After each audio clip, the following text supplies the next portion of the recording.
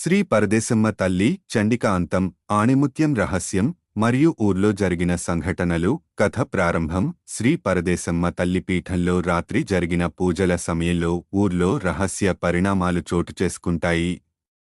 పీఠం వద్ద భక్తులు ఆణిముత్యానికి ప్రత్యేకమైన హారతులు ఇవ్వడం, తల్లి ముందు పూజలు నిర్వహించడం జరుగుతుంది. ఆ సమయంలో చండిక బేతాళుడి ఆజ్ఞ మేరకు దుష్ట శక్తులతో కూడిన వ్యూహాన్ని అమలు చేయడానికి వస్తుంది.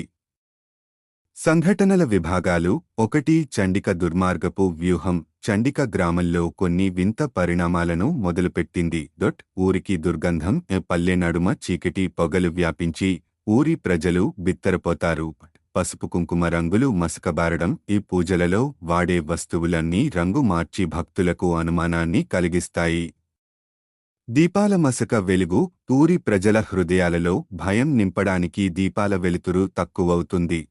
2 ఆణిముత్యం రహస్యం ఆలయ పూజారులు ఒక రహస్యం బట్టబయలు చేస్తారు. ఆణిముత్యం శ్రీ పరదేశమ్మ తల్లి ఇచ్చిన రహస్య బలప్రదమైన శక్తి. చండిక దానిని బలహీనపరచి తన శక్తి మరింత బలంగా ఉంచుకోవడానికే ప్రయత్నిస్తోంది.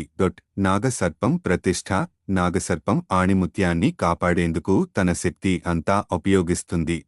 3 యుద్ధానికి నాంది పరదేశమ్మ తల్లి తన భక్తుల మధ్య ఒక సంకేతాన్ని ఇస్తుంది. చండికను ఎదుర్కోవడమే కాకుండా ఊరికి పునరుద్ధరణ చేయడానికి సిద్ధం కావాలని. వేణు విష్ణుప్రియ పాత్రలు వేణు తన ధైర్యంతో ఊరి ప్రజలను చండిక అబద్ధాల నుండి రక్షించడానికి ప్రయత్నిస్తాడు. విష్ణుప్రియ తల్లి ఆజ్ఞల మేరకు ఆణిముత్యానికి శక్తివంతమైన జపం చేస్తుంది.